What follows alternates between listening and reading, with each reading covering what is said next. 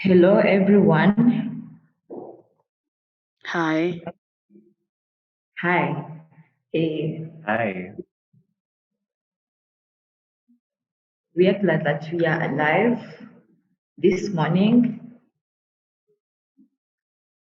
and I'm happy to be here with you in this session, which is going to reflect on the Ubuntu Symposium.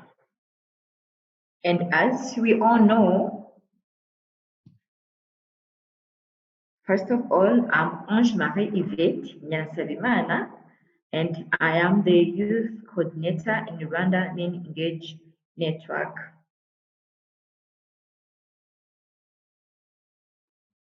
And today we are going to reflect on the the third Global MenEngage Ubuntu Symposium. And it has been opened in November 2020 from 10th to 12th in November. It was a 3-day event which was online and with a small in-person meeting in Rwanda as a host country. The Ubuntu Symposium has general themes which are feminism, intersectionality, accountability, and power will. We have been all following the ongoing online sessions of Ubuntu Symposium, which had different and educating, then resourceful themes which all correlate and come to these general themes of Ubuntu Symposium. It was a very long journey, and as I said, it was resourceful because as some of us who are attendants or who have managed to attend have learned, yes, many things which have impacted on our work, our daily works, as we are a network of different organizations and with the same purpose of transforming these negative masculinities to which are striving to have an equal society, a just society where there is no violence, either being gender-based violence, child violence, or anything that makes our society not just or unequal. And I'm glad that for those who have managed to attend more sessions of the Ubuntu Symposium have gained something from the symposium. This was a brief start or a brief introduction about the Ubuntu Symposium. And today we are having 3 panelists who are Kisa Festus from Kenya, Uwase Aisha from Rwanda, and Ontra Mesa Haleru from Botswana. I hope that these 3 panelists are going to make us, for those who did not attend more sessions, they are going to have an image of what has been going on all along from November up to now with this Ubuntu Symposium. And a brief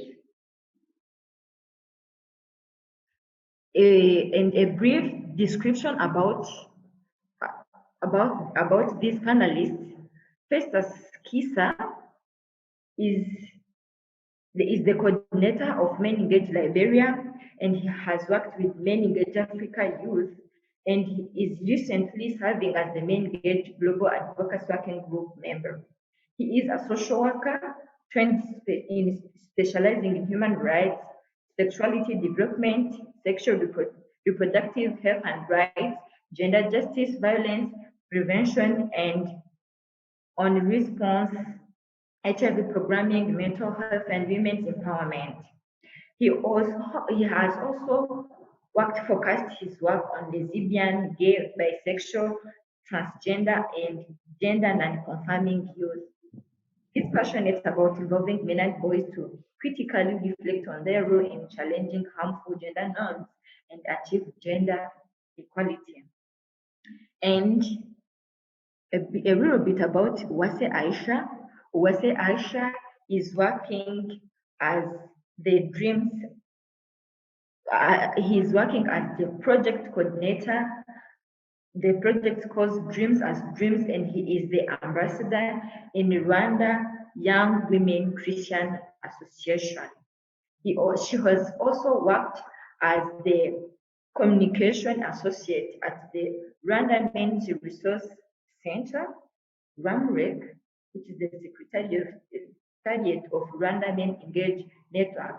She also has been in the communications committee of the Ubuntu Symposium, especially as the Rwanda communication coordinator in the Ubuntu Symposium. And Ontlamete Halegu from Botswana, she serves as the programs coordinator at Men and Boys for Gender Equality and ML Engagement NGO based in Gaborone, which is in Botswana. She's also the country coordinator of MenEngage Botswana. She describes herself as a feminist and she advocates for the elimination of violence. And we also have Francis as the panelist, and he is going, yes, to let us know a short welcome you all in this session, and I hope that we are going to have a fruitful session Ubuntu Symposium.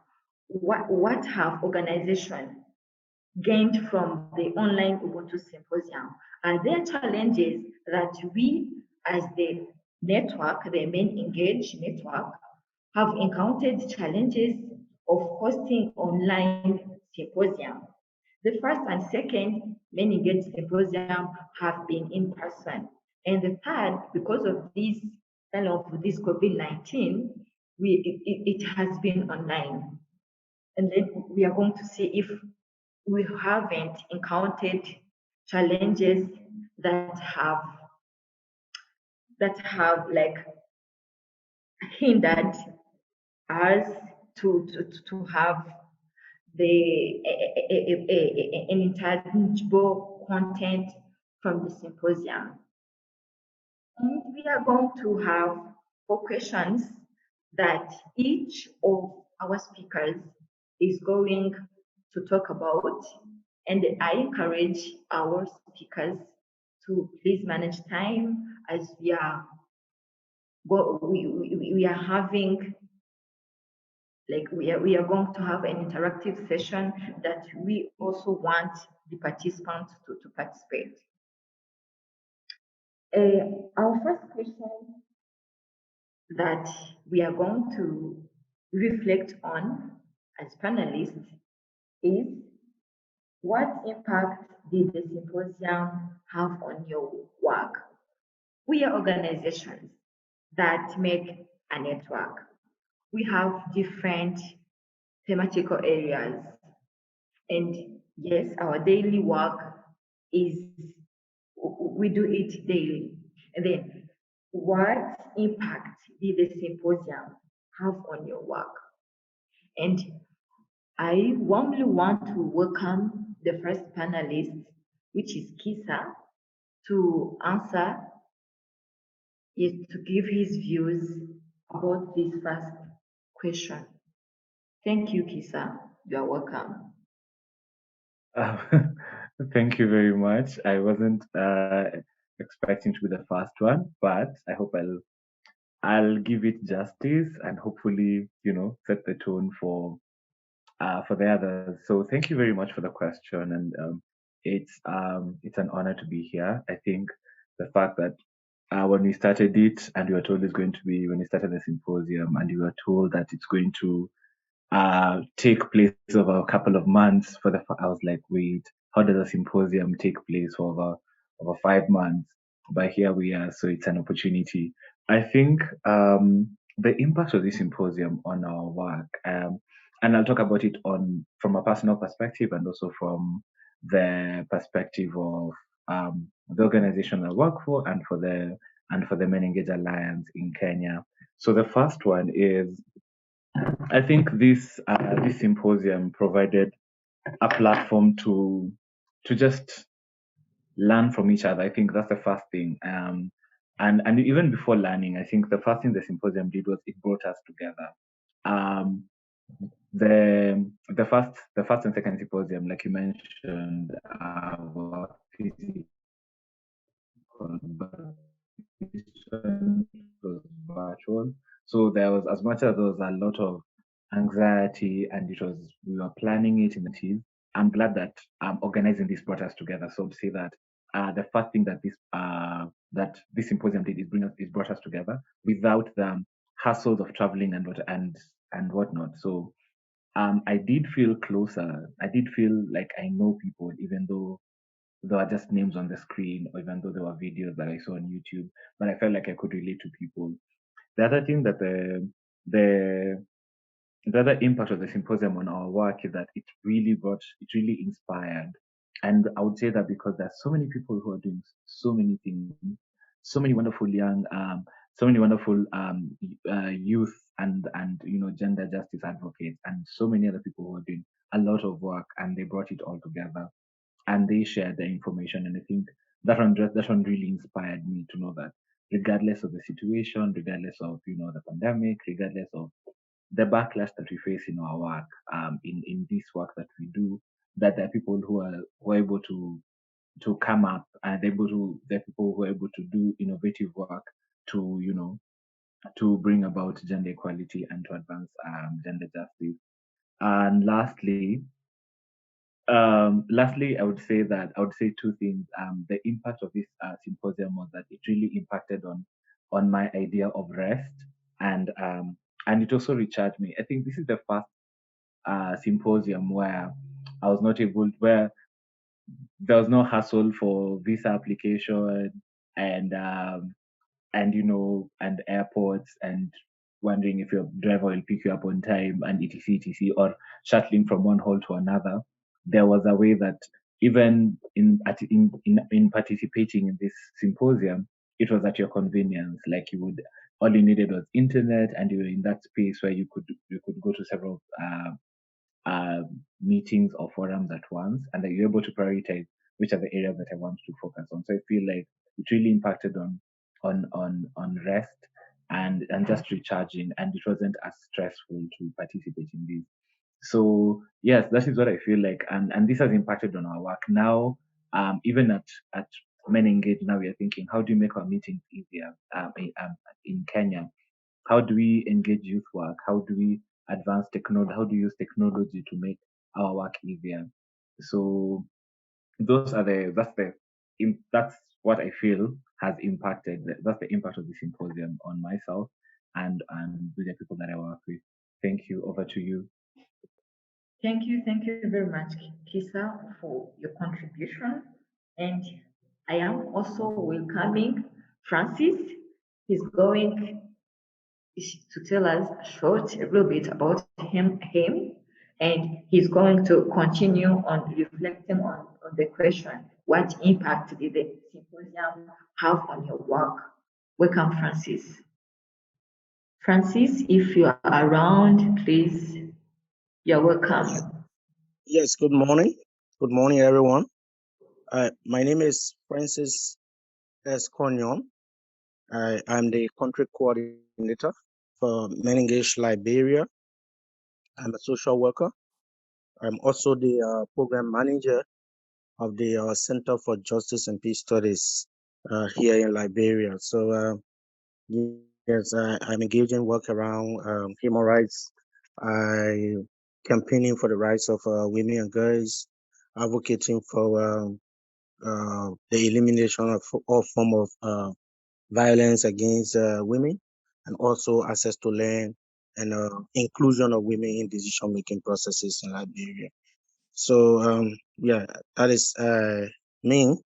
So in relation to the question as to what impact the symposium have had on the MenEngage Liberia as an institution, is that these few months of engagement um, uh, giving us the opportunity to draw more closer, because at the beginning of the symposium we had to come together as a network to follow the opening proceeding and a few other sections.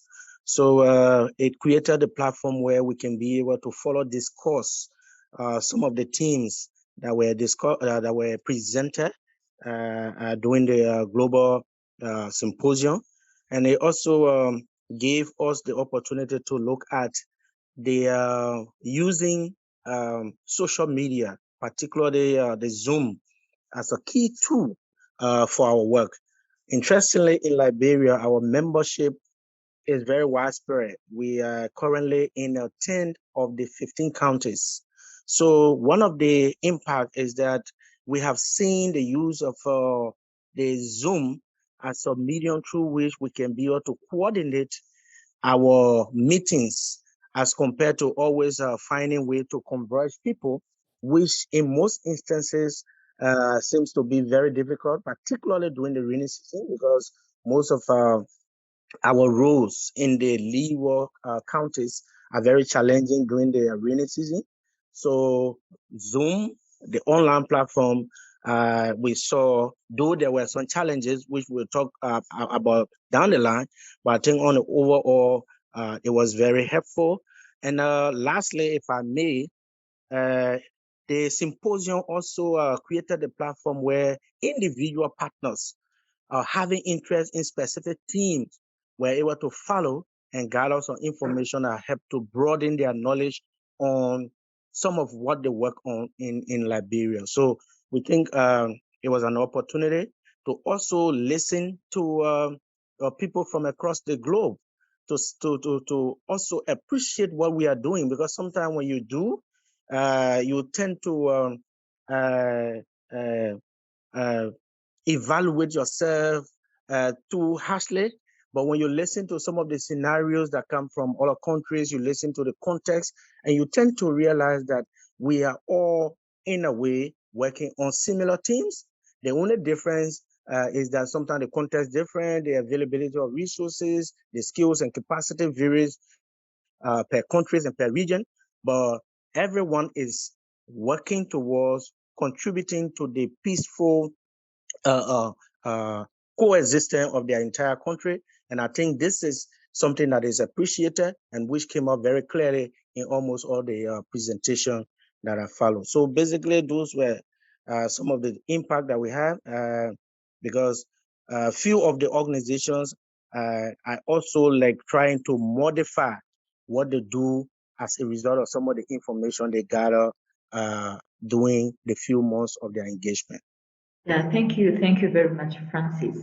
Then you have been telling us the impact that what the impact the symposium had on you as a network. It's good that the symposium has impacted the network, but as an individual organization, you told us that you are working in an organization which works on rights.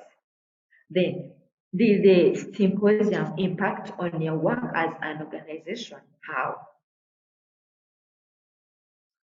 Oh, okay, so on my organization, we are the coordinating agency.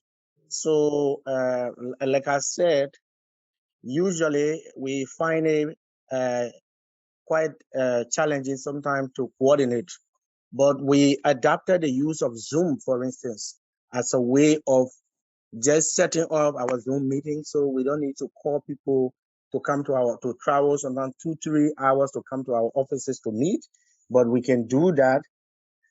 We can do training online through the use of Zoom, and so these are so now the issue of effective use of resources, value for money, all of those are, because sometimes my institution will make up for some of the meetings that we have as MenEngage Liberia. So our institution will honor some of the costs. So this symposium, adapting the methodology that you can be where you are and we have an effective meeting. We can be able to provide some coaching online. I think this has also helped us to reduce the travels, reduce spending of resources, time to do things that we can just use the platform online to do. Again, I said some individual organization like our organization, we work around the issue of land rights.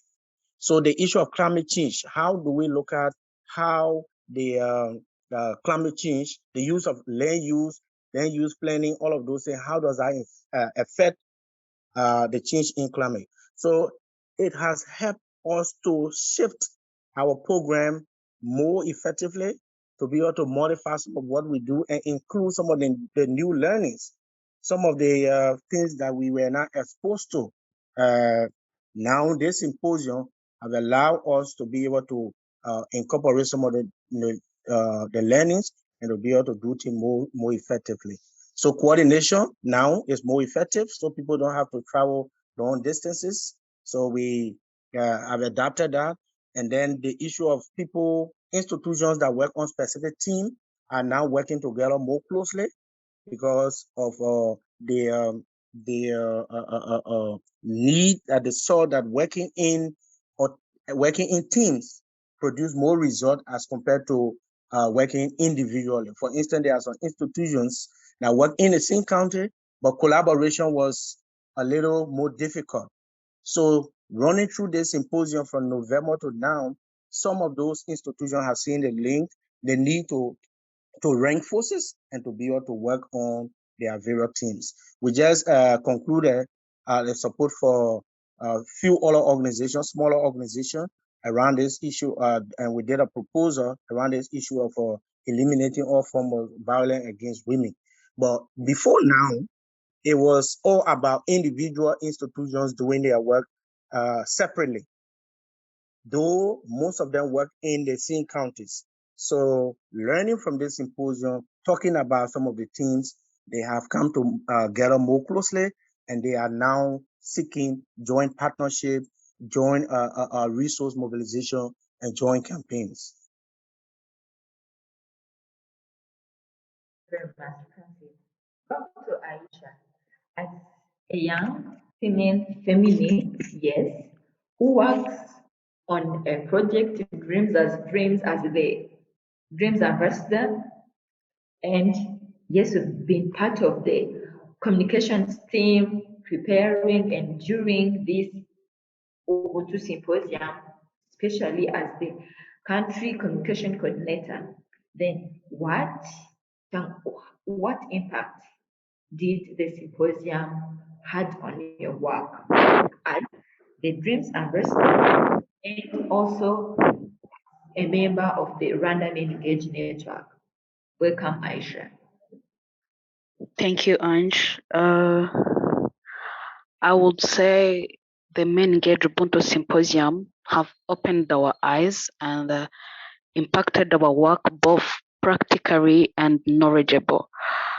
First of all, when the COVID-19 was being spread at the whole world, we all thought that we are going to suspend the symposium.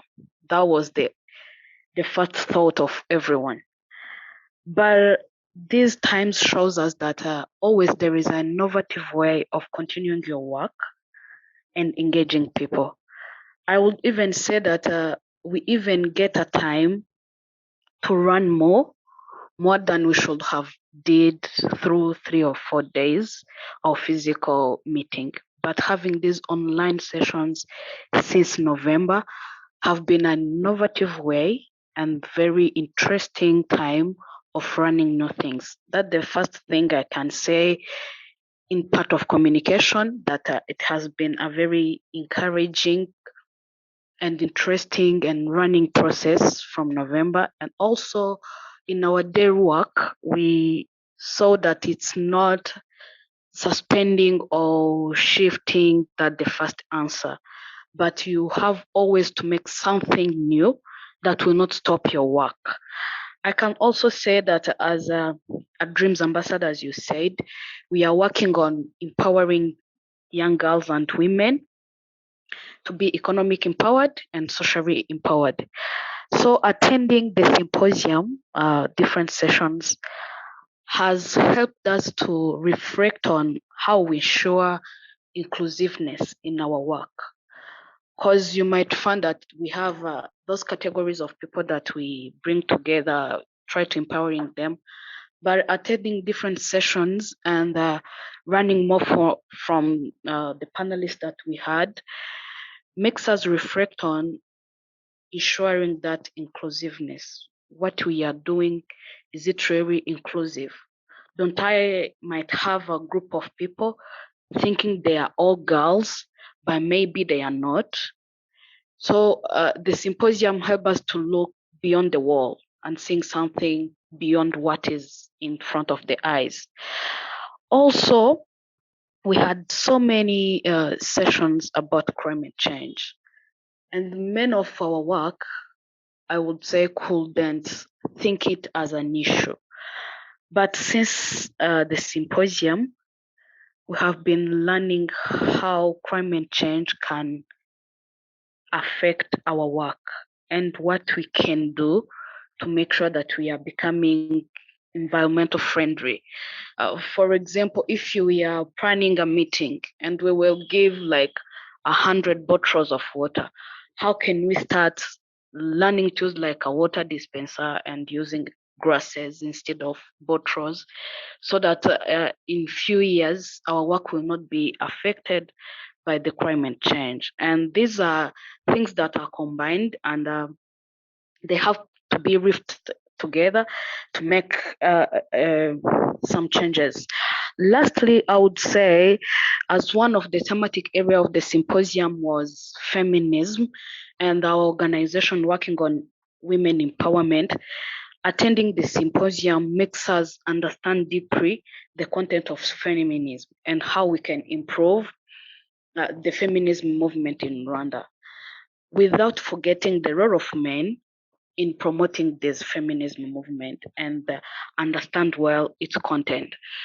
Also, personally, I have learned time management, because it was having like four to three sessions a week. You also have the daily work to do. You also have the personal things. But having the inner work sessions show me that sometimes we forgot that we need to work on our inner parts. We just becoming social change agents. We want to change things. We want to see the world improving, but you can't improve something that you are not improving in yourself. So I liked the sessions of inner work, because it helped me thinking about myself, and also encouraging or help me how to use my time at the level of I will not burn out, but also giving the productivity to the organization and the society in general. So, summary or briefly, I would say I have learned time management and self-care. Also understand deeply the feminism content. Thank you, Ange. It seems like all of us have learned like to use the digital way of doing our work, yes, to adapt on climate change from the previous three speakers. And I'm glad that I'm also welcoming Onsla just to reflect, try like to give us something different from the previous speakers, some things that we haven't heard from them. It's like you're going to add something on what they said. Thank you. Welcome, Onsla. Thank you so much. And I would want to congratulate other panelists, because it really shows how impactful the symposium has been. From my side, I would say the symposium also provided an opportunity for networking. because there were a couple of networking sessions, and I really enjoyed that because we're a widespread alliance. And through the symposium, we got to network with other colleagues, see what they're doing in their different corners, and seeing how that can improve our work. And from a programming perspective, the symposium, we walk out of it as MenEngage Botswana knowing that we can infuse the different thematic areas in our programming moving forward, and also how we can strengthen those particular themes. So the programming is going to really improve on our side, and we look forward to it. Also, the symposium provided us with an opportunity to really reflect as a network, to see if the work that we've been doing is impactful. It provided that reflection because the work that we're doing, there's a need to constantly improve ourselves as human rights organizations, as activists, and as feminists. And we reflected and said, there's a particular session on feminism. How far are we in terms of ensuring that feminism is a reality in the country? How far are we in terms of ensuring that as MenEngage Botswana, we are also an accountable network? So the symposium has really helped us a lot in that regard. Thank you. Thank you, Andra. And I'm going also straight to you on the second question. Which themes stood out for you? Remind you, we had 5 general themes of the symposium, which are feminism, accountability, transformation, intersectionality, and power with. Which among these 5 themes stood out for you? Hello, Andra. Can you hear me? Yes, I can hear you. Thank you so much. I liked the theme on accountability. I felt that the organizers really did well in terms of making it a theme. And that is because as an alliance, we often need to reflect on being accountable to our beneficiaries, being accountable to women's rights organizations, because we have encountered pushback from the feminist movement under the assumption that, oh, it's MenEngage, this is yet another male-based initiative, and they are trying to occupy more space. And so with the accountability theme, we were able to say, we need to improve our relations, our working relations with women's rights organizations. So in addition to that, the feminisms theme also stood out for me because there's always a lot to learn when it comes to feminism. We are living in changing times, and there is a lot that changes, and we need to move with those changing times. And women are still left behind, unfortunately. And so with this particular theme, I was able to really appreciate the work that has been done so far, but also to challenge myself to say, as I regard myself as a feminist, what input do I have in ensuring that feminism continues and is strengthened? The other theme that stood out for me is power with. And I think colleagues would agree with me here that these themes are interlinked and they sort of relate with one another. When you talk about power with, you're talking about how we can share power amongst ourselves, how men and women can share power equally.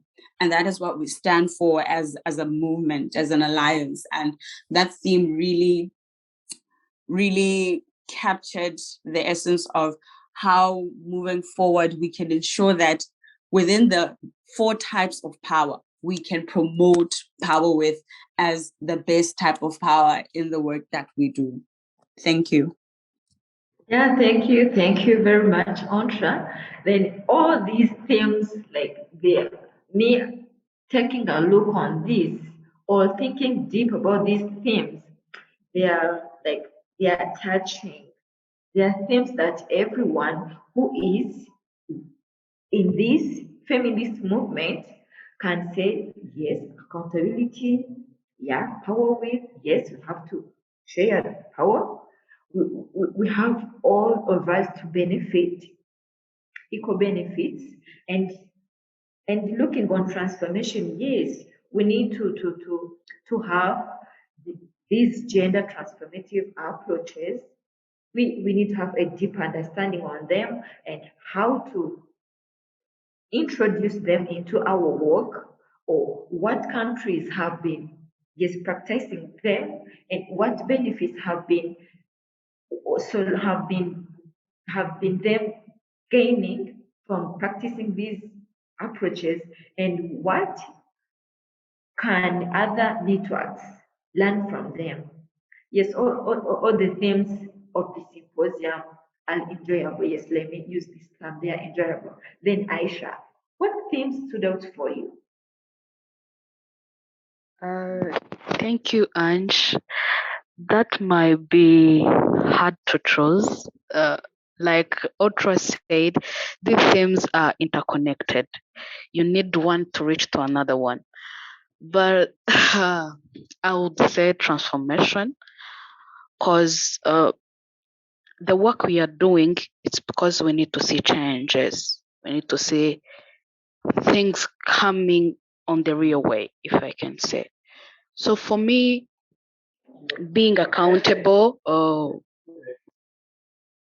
and everything in ensure intersectionality, all these things are there for us to reach on the transformation. So the real transformation we need, it's still a long way. We still have a long way to go, and we still need all other these themes to reach on it, because you can't reach on the real change when you are not accountable on what you are doing.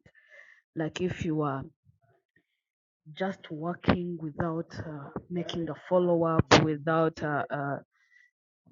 stay focused, you can't reach transformation if you are not inclusive. You can where everyone feeling belongingness. If you are not working together with men and boys. So for me, transformation, I saw it as something strong during this thematic areas that we had during the symposium, but they are also interconnected, as he said. So I can say transformation worked for me because I saw it as something that everyone needs, and we need to work on that to reach it. We still have like changing the mindset of patriarchy. It's a long journey. Things that cannot be changed in 1 year, in 6 months that we are spending in symposium, but something that need to be discussed daily, day to day. People need to discuss on patriarchal, because you might find even some people who are in this area who want to change patriarchal leadership or what, they are really not even understand what it is. They haven't yet transformed, if I can say. So I would say talking about transformation has been, for me, if even if it could be the only one area to discuss on, could be big and could be containing other thematic areas, because it's a journey, and starting from individual, because someone needs to change individually to make change in his daily work and in the community, in the society, in the world. Someone needs to change. So for me, based on these inner works we had, based on different sessions we need, it was all about reaching the real transformation of the world. So, and for me, it has worked. Transformation was the real thematic area that I liked the most. Thank you. Thank you. Yeah, thank you, Aisha. Then, Kisa, then Franke, you have been working with the MenEngage, like Africa, in the coordination. And then you also have been attending the online sessions. Then what theme of the symposium stood out for you? What theme have you enjoyed attending its sessions relating to that theme? Wow, that's a heavy question. And given what my colleagues have mentioned, now I feel like do I have to pick one theme? Anyway, so the theme that has really stood out for me, I think, has been transformation. Transformation for me has really stood out because and I don't know who said it before me, that the reason why we're doing the work that we do is so that we transform mindsets, we transform ideologies, we transform systems. And for me, it has been, yes, we've been doing the work, and we've been doing the work for quite a long time. And and I was reflecting on this as a person, as an activist, and also as someone who's been in the MenEngage movement. And I'm thinking, how is our work impactful? Like, how is our work? Can women and girls, boys and men somewhere who are vulnerable, say that that the reason that because of the work that we have done, their lives have been transformed? So for me, transformation is about just questioning, and I think transformation ties in with accountability, where I have to ask myself, like, this work that I'm doing, um, who am I doing it for? And our lives changing because of this. Because many times, and I think before Corona, sometimes it was just sometimes a meeting was just a meeting, sometimes work was just work. It's something you do from 8 to 5. But I think during this time, during this period where things are uncertain, and and where everything has basically been, all of humanity came to a standstill, and have been told, and we've had to rethink and to come up with new ways of existing. I think it has made me realize that it's very important that the work we do doesn't just go beyond, like, just doesn't go beyond lip service. Like, those nice ideas that we have, are we implementing them? And if implementing them, are we making sure that they reach the beneficiaries that that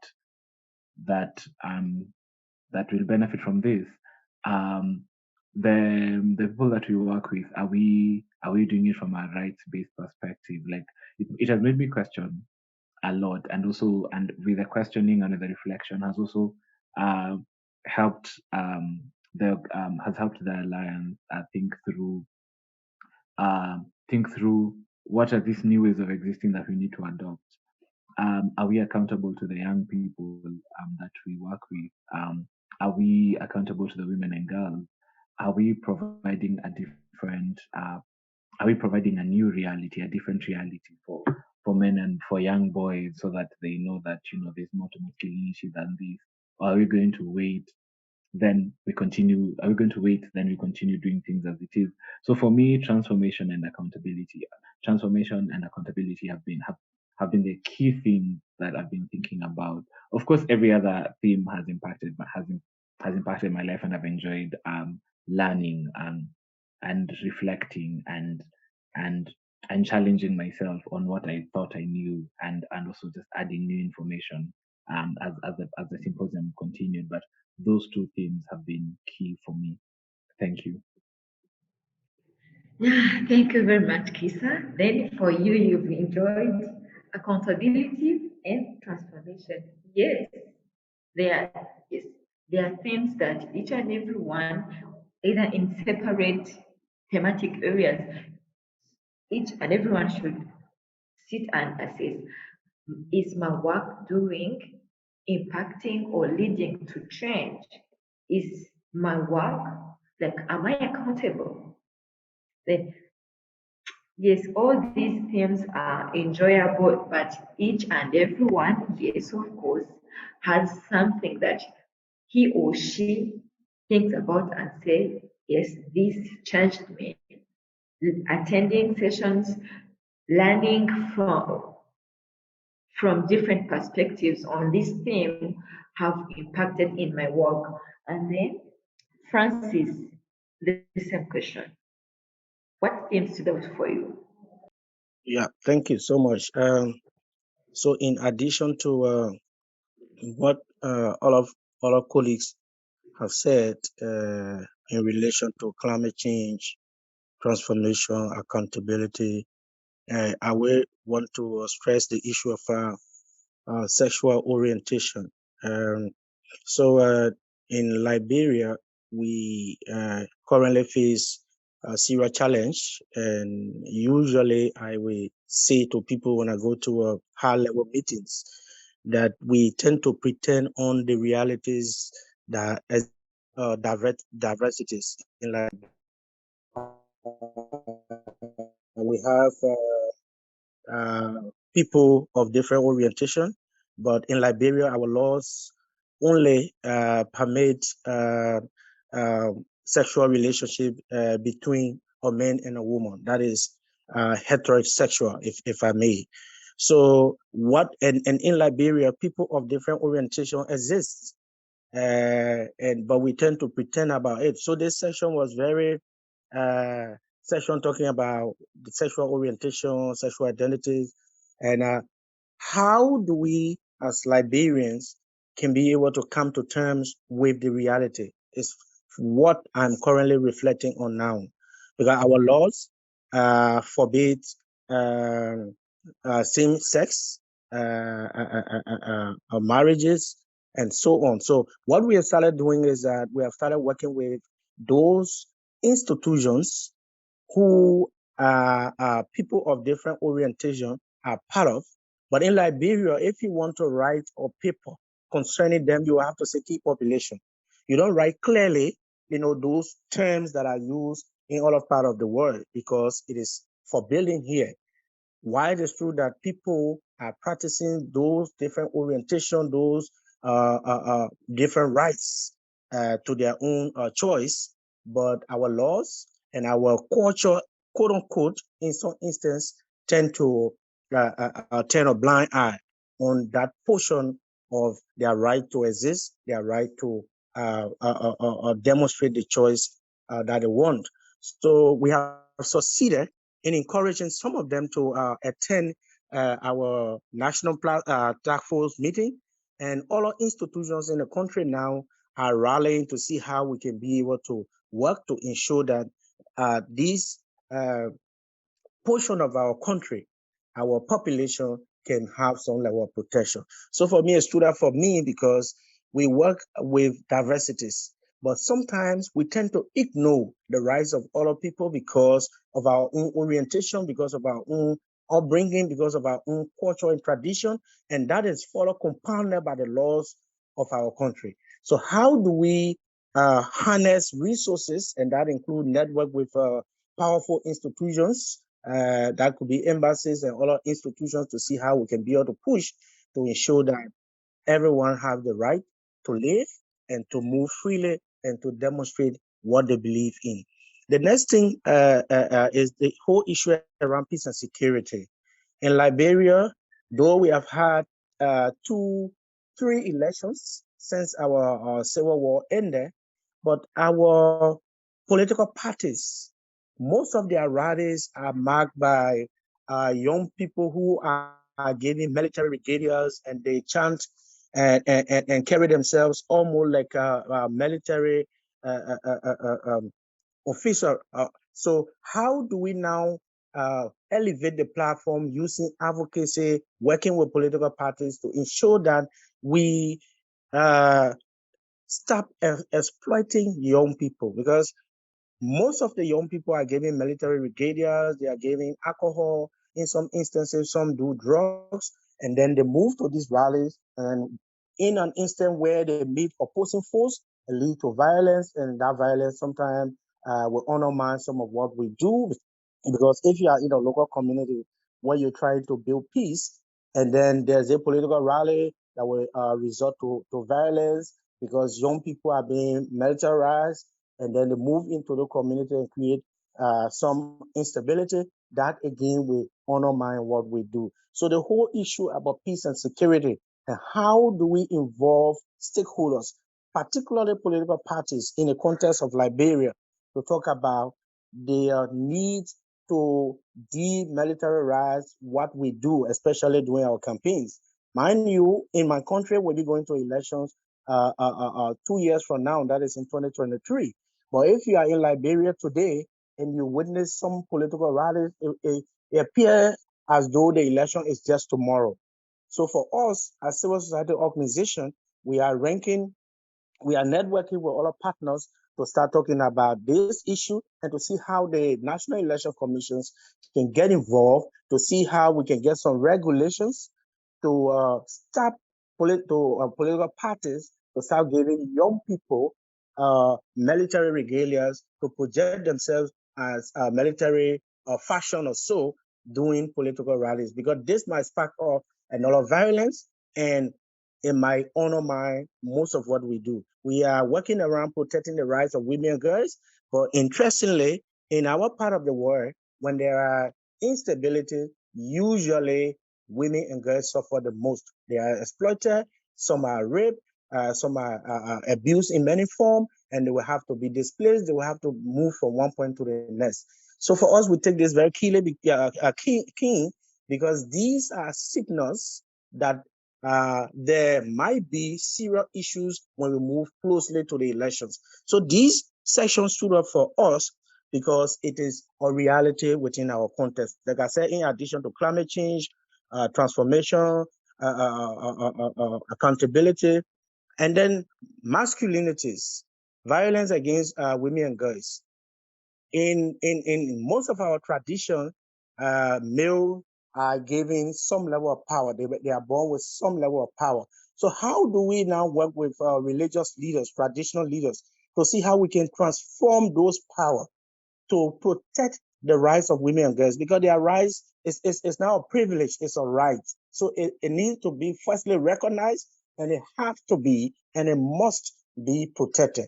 So these are things that stood up for me as an individual and also for all our institutions. And that, like I said, we would keep engaging through national level or platform, through media statement, to see how we can flag some of these red flags, some of these trigger that might lead to a bigger problem in our country. So these are just some of the issues that stood up for me.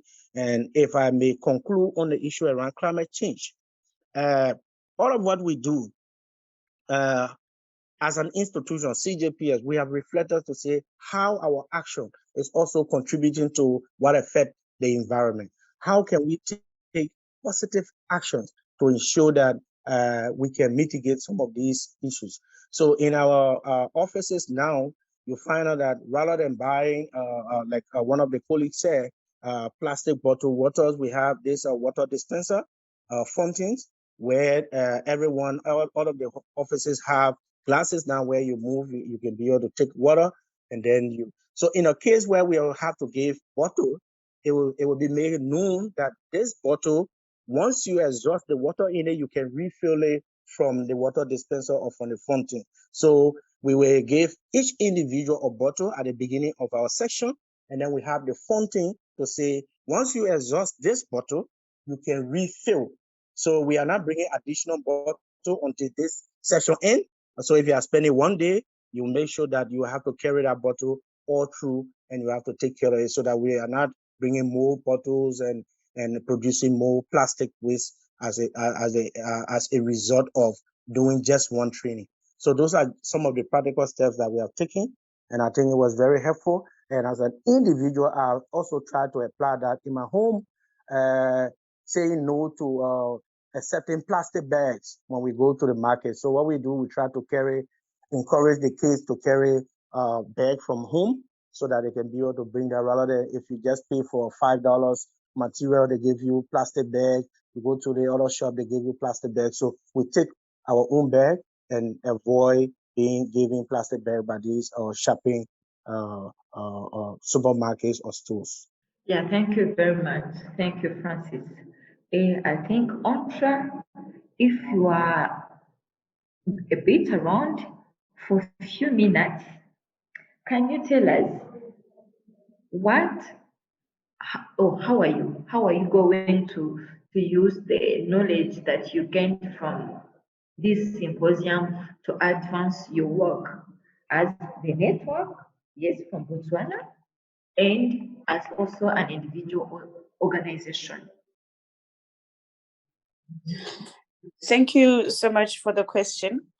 I believe on an organizational level, it's up to us to educate the community or the different communities that we serve on the learnings we've acquired ever since November last year. Secondly, it's our responsibility to ensure that the work that we do is aligned to the theme. The work that we do also has a spirit of Ubuntu, as the symposium says. And at a network level, this has given us an idea of what we can do within the network to improve our knowledge, but also what the network can do to feed into those themes. Because as country networks, we are expected to really do this work at the highest level of commitment. And so it challenges us to ensure that when we wrap up our years in April, we say which theme did we contribute towards as far as the MenEngage Alliance is concerned. But also, the symposium has given us an opportunity to increase our visibility, because some of us participated in the cross-regional roundtables, and we also had the in-country symposiums, which were on our Facebook pages, and through those roundtable discussions, people were able to see what we do as a network, and that increased our visibility. And now people know what we do, people are interested. So the symposium has whet people's appetite to know what we do, and also I believe it is going to attract more financial support from international donors who find themselves aligning with the work that we do. Thank you. Then Aisha, you say that you enjoyed transformation, and also that you also from the symposium, you've also learned, yes, to digitalize your work and to adapt yourself to climate change. How are you going to use the knowledge you gained, all these impact or effects of the symposium have had on you as the organization? How are you going to use them to advance your work? Thank you so much.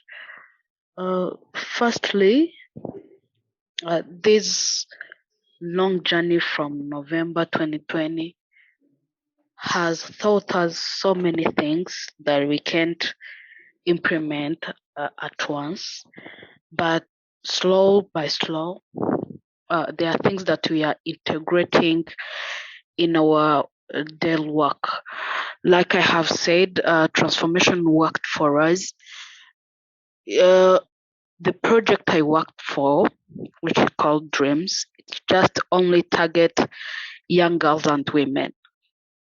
But the knowledge we got from the symposium will help us to also make some focus on male partner. What is the role of men in achieving women's empowerment? Again, as I said, the sessions on climate change, I mentioned that before, there was something that we were not thinking about in our planning process. when we are thinking about planning an event, doing something, there are things we wouldn't think about as something good or something considerable in our planning process. But the knowledge we got from the symposium, I can even say we have started some of them in our work of making, from the planning process to the implementation process, ensuring the environmental protection, because there was so many things that we do that might affect environment. Why we are the ones to protect it. Thirdly, the knowledge we got from the symposium, especially from the inner work sessions, helped us, and it's even something that we are adapting at our workplace, having we call it social psychosocial support sessions. Like in our project dreams, we have like three mentors who are helping those young girls and women, and we didn't have a sessions to help themselves because they was just giving out, but not in a time to relax as themselves. So attending the symposium and the knowledge I got from inner work and how this inner work might affect the outside work you can do makes us realize that we need to have those sessions at workplace, having our mentors together, giving them the time to think about themselves, relaxing, um, getting those psychosocial supports from specialists is something that we have started to adapt, not yet in well implemented, but something that we are thinking of, and we have even started to apply it to our mentors, and we continue even to other staff at work. So I can say things we get from the symposium have really changed our work, and it's going to make some beautiful changes in the future. Thank you very much. Thank you, Aisha. Then I'm going also to ask the same question to Kisa. Didn't you enjoy the transformation that you say that if all these things that we learned from the sessions about transformation is that mindset, yes, and systems have to be changed. And that you should also ensure that all your work is accountable into transforming these negative or masculinities. Then what you learned from the symposium, how are you going to use it to advance your work in Kenya? Thank you for the question. I think the first thing the first place I'm going to use this knowledge is on myself, and all this information on power weave, on accountability, on feminisms, and everything else. I'm using it to reflect, and I feel like I've used that reflect a lot in this conversation, but I have to do the inner work because I've noticed, and this is something that has been repeated throughout the symposium, that you have to you have to work on yourself first before you start seeking for this change that you're seeking, that you want to happen outside. So the change has to happen within for it to be reflected outside. You have to practice what you preach, basically. So for me, using all this information to analyze the power dynamics, that the power and privilege that I hold, and the power and privilege that that the organization that I work with holds, and how do you make sure that even the power with that we are talking about, and before it's reflected in the community, it's also reflected in the spaces that I exist in. So for me, that's the first step. And it's a very humbling process to realize that, you're just a conduit, you're a vessel. Like, you don't own the movement, you don't own the work, that this is shared work that you're doing.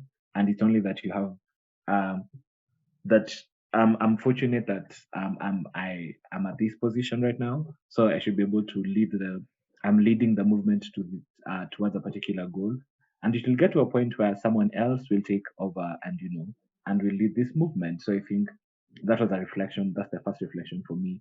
The second way that I'm going to use this knowledge that I've gotten from the symposium is to use it to inform practice, and this is practice within the organization, because there's a tendency to have a lot of information, you have access to resources, but we don't create a routine out of this new knowledge or this new information that we have. So what I'm doing as fast as in Q initiative. Thank you, Kisa. It seems like you are breaking if you haven't done to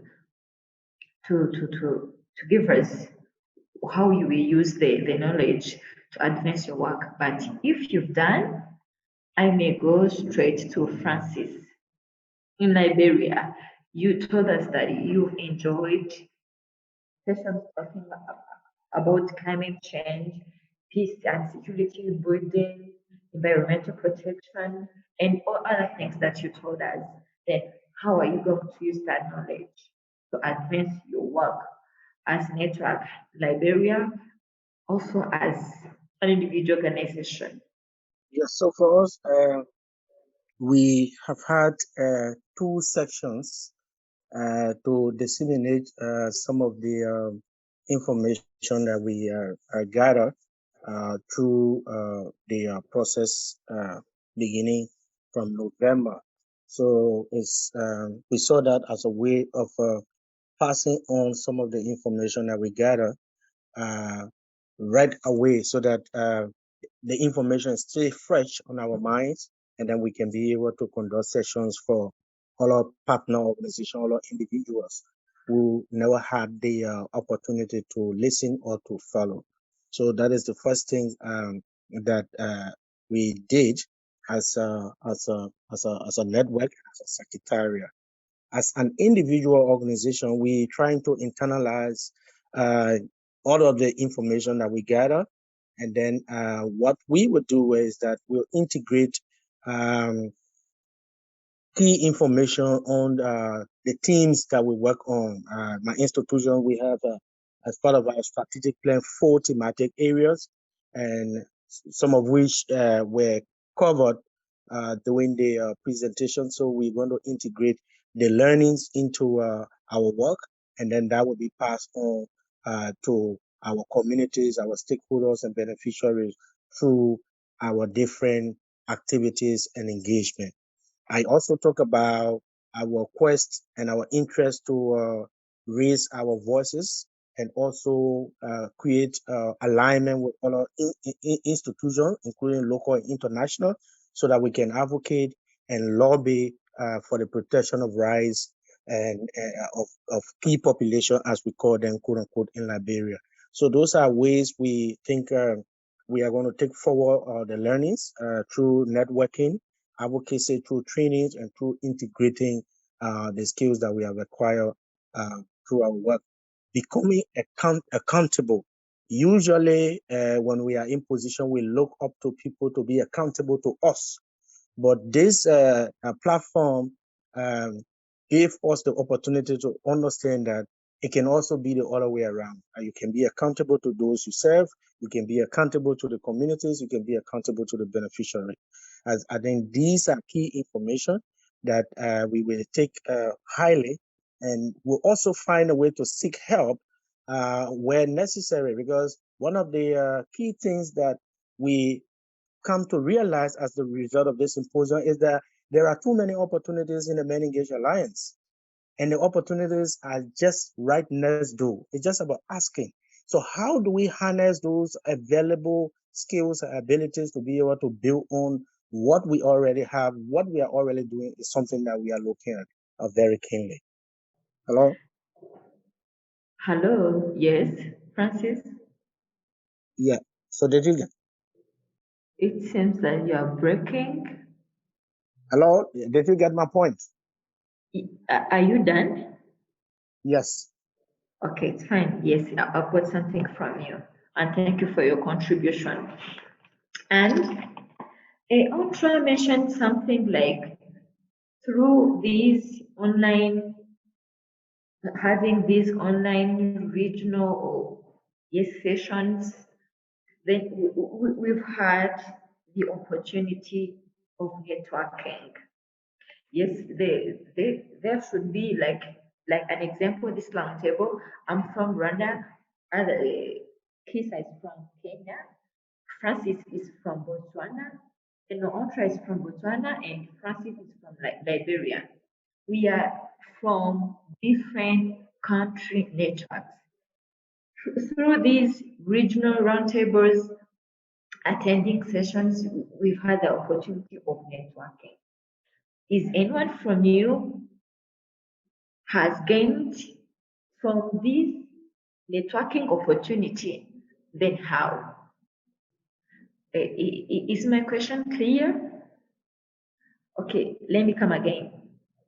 Through attending these regional or cross-regional sessions, we've had an opportunity of networking, meeting different people, specialists in different thematic areas, to hear from them, to hear what the network from Botswana or from Liberia is doing, and see if we can introduce or adapt their thematic areas into our work. And I'm asking to Francis, Kisa, and also Aisha, have you also had that opportunity of networking? What have you gained from this opportunity of networking? Can I start from Aisha? Yes. Thank you so much. Yes, of course. There is always a gain in networking. Nothing you lose when you are networking. So I would say yes, I have gained something. Firstly, knowing how others are doing. Because when we are in a MenEngage network at country level, we implement differently according to the country context. And there was some countries that I learned from them how their networks are implementing the MenEngage approach in their country. Also, I mentioned that before, interacting with other people who are doing women empowerment makes me understand deeply the context of feminism. There was a time you could ask someone who is working on women empowerment, women's rights, and when you say, are you a feminist? He said, no, I'm not. I can't be a feminist, just because he or she doesn't know the real context of feminism. So for me, networking makes me understand deeply, because there was some context that I wouldn't understand deeply. And these networking sessions makes me know more people. We are even still interacting still now, not only on the work level, but even social life. I would say for now, me going in Botswana might be easier just because I have someone there. We met in context of professional or working, but for now we are becoming friends, like the theme was saying. I can say for now, I know how much we need each other to make our work improve. So networking session was very good for me, and I have gained so much from it. Thank you, Aisha. Then Kisa, have you had that opportunity of networking? Then how did it impact you? I think Kisa has problem of connections, Oh, but he has shared something with me, some key takeaways she got from the symposium. Can I share? You're saying you have from Kisa or from Ontra? Yes, from So Kisa. from Kisa. Okay, Yes. it's fine. I will come back to you. Let me go to Francis. Francis, have you had the opportunity of networking through these sessions of Ubuntu Symposium? Well, yeah, obviously we had the opportunity to engage all our colleagues, and some of the engagement are still ongoing. We are sharing knowledge on issues that we are currently faced with. I contacted a colleague from Uganda to just give us some information around uh, their their policy or the law on ending FGM in Uganda. So how can we learn from that as Liberia? Because currently in Liberia we don't have any law uh, that prohibits the practice of FGM in Liberia. So yes, this platform has been very helpful. We are learning from all our colleagues, and we trying to build on the relationship that we have established, the networking that we have built to see how we can learn from each other. So the platform is very useful, and we are taking advantage. I just had the opportunity to have a copy of the law from Uganda that prohibits the practice of FGM, and how that we can be able to use that now to lobby with colleagues in Liberia to see how we can be able to propose these kind of policies or laws in our country. Is something that we are now working on. So yes, networking is good. It has brought us more closer, even at the regional level. We are in um, uh, ECOWAS, but sometimes engagement and communication between us tend to be a little slow.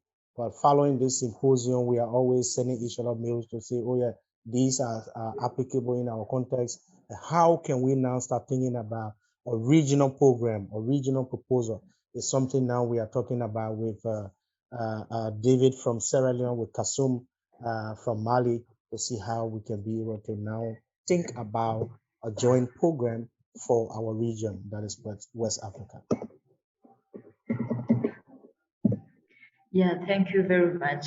And I'm going to ask the last question, and I want just Francis to just to answer on this question. Yes. What are some of the key takeaways from the symposium? What are the key takeaways from the symposium? Yes, I know that from the starting of this session, you've talked about the impact of the symposium on your work, the thing that stood out for you, and how you are going to use the knowledge that you learned from the symposium to advance your work. And I just want to ask you, what are the key takeaways from the symposium, or the most important lessons that you learned from the symposium? There are many, there are so many, so that Yeah. you cannot even have time to list them or talk about them. But just tell us some of them, the key, the most important, some few, there are many. Just give us, also tell us what are the most important lessons from you learned from the symposium. I think I have come to realize that there are always the best coming out of every situation, especially during challenges, depending on the mindset that you approach situation, especially in challenges. For instance, we're in COVID-19. So the issue as to how are we going to do this effectively? I think was something that that got to me, that now in my work, I will always try to view challenges as an opportunity to be able to innovate and come up with something brilliant that can be able to serve in that situation. We have COVID-19, we could not travel, and the idea as to doing this online and doing it effectively, I think is something that I would take away. Lastly, I mentioned it earlier, there are too many opportunities that are available right within the MenEngage Alliance, right within MenEngage Africa, right within MenEngage West Africa. How now do we effectively communicate our challenges and be bold and frank about some of these challenges so that we can be able to harness these resources that are just an email away or phone WhatsApp call away to be able to fill in the gaps that we have in our different MenEngage organization is something that I also took away from this, because there were brilliant presentation, brilliant roundtable, good learnings, and these things are sometimes challenges that we face. But because we are not communicating our challenges to our colleagues, we tend to be buried in our situation and dwell on sometimes most oftenly complaining. So how do we harness resources within through effectively communicating is something that also I am taking away from this symposium. And the message from Kisa is that as a key takeaway from the symposium, he said that the most important reasons that he learned from the symposium is that they should redefine intersectionality, collaborate and network with other partners regardless of the geographical distances.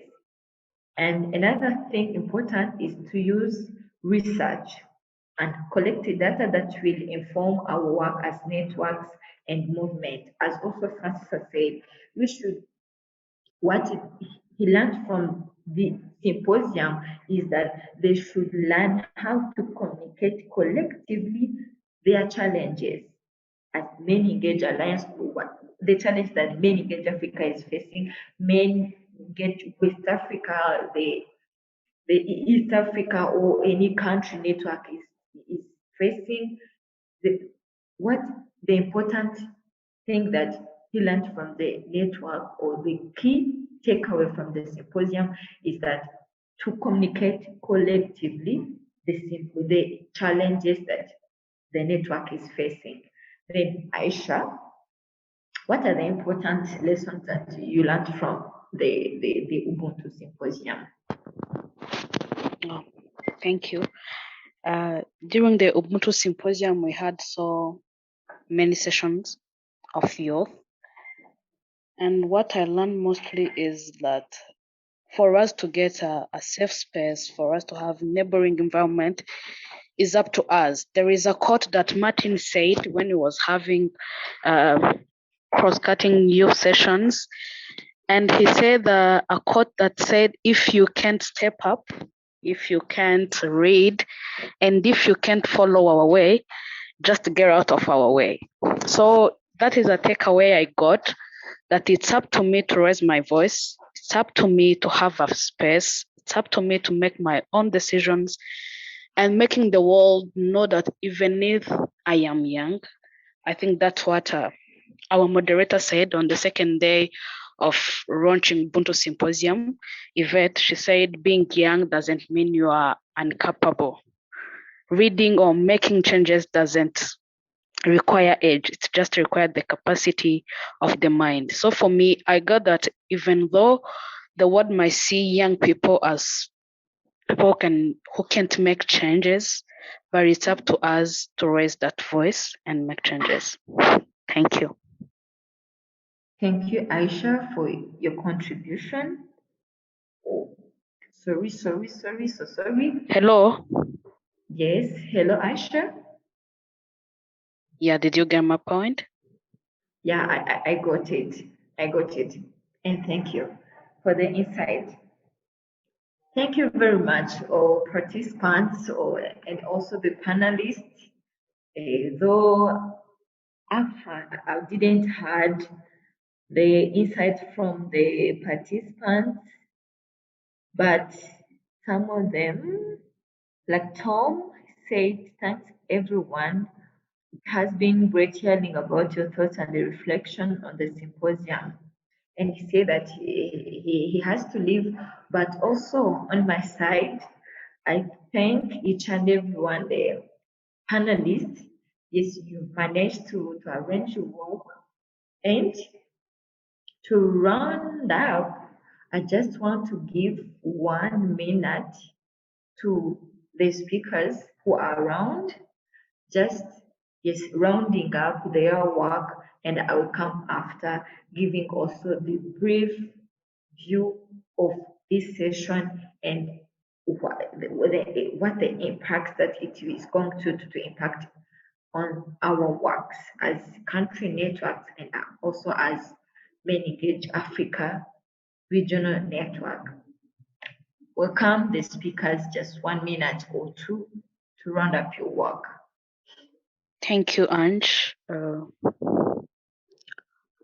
I would say thank you so much to MenEngage Alliance. My colleague Francis said that Ubuntu Symposium showed him that there is so many opportunities just outside the door. What we need is to open or to knock and get that opportunity. So I would thank MenEngage Alliance because we didn't suspend the symposium. There was so many meetings that were suspended, but we didn't postpone ours. They just gives us the more time. Even though we have so many challenges, many of us were not familiar with technology. In the starting the app, using the app was so hard. There are so many people who wouldn't attend the online session, but as the time was going, they just makes it easier for us. And we learned a lot from the symposium. Also, as our theme was I am because you are, makes us realize how much we need each other, how much our work affect even the environment. We are because the trees are there. We are because the climate is good. We are because the neighbors are good. That's why we are here and we are doing what we do. So I would say thank you so much. These have strengthened the country networks and organization individually, and it is going to contribute so much on our work. I would say lastly, I'm really waiting for youth declaration and seeing it adapted by different countries and our organizations around. So thank you so much. Thank you to my fellow panelists and to everyone who has contributed to the symposium since February 2020. That's when we started the preparation meeting until now. I would say thank you so much, and I'm seeing the bright future coming from what we got from Ubuntu Symposium. It's not the ending, but we are starting. We are going to build something big from what we got from the symposium. Thank you so much. Oh, wow. Thank you, Aisha, for your insight. And I also would like to welcome Francis to round up his what he has been telling us and give us a takeaway. Yes, thank you so much. Thank you, colleagues, for making up time to be on this panel today. I think it's an opportunity to share with all of you. So for me, I consider the today as a beginning from the end. We are closing up gradually on the Ubuntu Symposium, but I will now want to term it as beginning from the end. And in essence, what I mean is that we have established a relationship. We have all our contacts that we can build on and keep talking, keep sharing, and see how that will be able to benefit our various country, because we are only very safe very peaceful when a neighbor next door is very safe and very trustworthy and very peaceful. So we look forward to keeping engagement. The few months has been very, very helpful. It has given us opportunity to get more understanding on some of the themes. Colleagues from around the country, Liberia, call me and say, look, I follow a particular section. It was very insightful. I think it was very helpful. So how now can we be able to pass on some of the learnings? Because most often in our context, people learn and they hold it to themselves so that they can be always looked up to. So encouraging the culture of passing on information, encouraging the culture of being honest with our limitations and our shortcomings is something that we need to take forward, and we can just knock the door next to us. There will always be opportunity. Thank you so much for this platform, and we look forward to future engagement where we can even learn from some of the challenges and be able to improve it and make it more viable, more better for the sustenance of what we do in our various countries. Thank you, moderator, and thank you for the platform. Yeah, thank you very much, Francis. Before I give a roundup, I just want to let you know that tomorrow on Thursday, we are having an Ubuntu Symposium event on experiences in policy advocacy at MenEngage Alliance from national to regional and to global. It's a session. I encourage all of us who are attending this session to attend also the next session tomorrow on policy advocacy. And for rounding up, I'm telling you that as Aisha said, Ubuntu is it's like it's a humanity, being human, like accepting that I'm living because also you are living. My work impacts your work, your well-being, your bad, like living in non-favorable conditions for you also affect my conditions of living. Then accepting that I am because you are, it's a humankind that each and everyone has to understand. Violation of human rights or these effects of gender-based violences or this effect of intimate partner violences or any kind of violence which that our society is striving with, I should take a lead. You should also take a lead into transforming these patriarchal systems that are exactly rooted in our cultures. We should also accept diversity, accept that my choice is is different from your choice. We should also accept that my way of living doesn't mean necessarily that it should also be yours. All these themes of the Ubuntu Symposium, which are feminism, intersectionality, power with, transformation, and accountability, were the themes that should guide our network as MenEngage to advance our work. As the panelists said, they have learned some things from being accountable as network.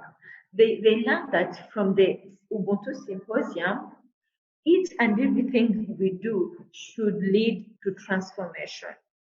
The energy that you are investing in, all the research that also Kisa told us that we should do research or collect data to advance our work, all that should lead to transform our communities. From the symposium, we gained content that helped us to really understand what is feminism. How will I doing it? Like our work as organizations, how will I doing like all doing our work as feminist movements.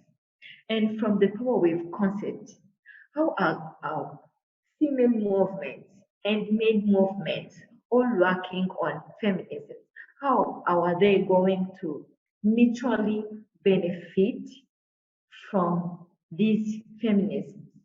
As I said initially, for me being alive, you matter. And for you being alive, happy, without any problem, is that I matter also in your life. Then sitting there, then seeing kids being violated, their rights being violated, like seeing female being used as like non-essential persons, or like living as that as non-valued person is not a humankind thing. We should stand up, voice our ideas, implement or practice the world that we want to see from different partners. Each and everyone should play his role into transforming these negative masculinities. And as Asha said, what she learned in a quote say that if I can't step up, or if you can't step up, if you can't lead, and if you can't allow our way, just get out of our way. If you want to see there and see things happening, and you're not doing anything for that change to happen, just get out. And also, as I said in the opening of the Ubuntu Symposium, I said your age as a young female or a young male, it doesn't matter. What matters is what you have invested in yourself, what you've done, so that you can be part of the change makers, if you can be part of the problem solvers. We should also all ourselves strive to see or to achieve the changes that we want to see. I thank all the panelists of this session. As I told you, I am the youth coordinator in Rwanda MenEngage Network, and I thank the panelists who did not make to be at this end, and I also thank their contribution. We were with Ontra Mesa Alisa from Botswana, and we were also with Festus Kisa from Kenya. We were also together with Uwase Aisha from Rwanda and Francis from Liberia. I really thank MenEngage Alliance for allowing us, and I was also honored to moderate this session, which was reflecting on the Ubuntu Symposium, the challenges that we've had conducting this online session, though from the speakers, it's obvious that digitalizing our work is something that we see as being beneficial to the network, the MenEngage network. And I was, wow, I'm glad. From my perspective, I was expecting that some of the speakers would say, no, hosting online sessions was too complicated. The attendance was like somehow low, but unexpectedly, unfortunately, they said the digital way of doing the symposium was cool. It was fine. We've gained a lot from conducting online sessions. And I was amazed that they said, then Francis said that doing online Ubuntu Symposium showed them that digitalizing the work lead to the use of less resources and time into doing their work. I don't see any big challenge to conduct another online global symposium, because from the panelists, they benefited from conducting the global symposium online. Thank you very much. I am because you are. Thank you, all the attendants and all other people who are going to see and benefit from this regional session on the reflection of the Ubuntu Symposium. Thank you very much.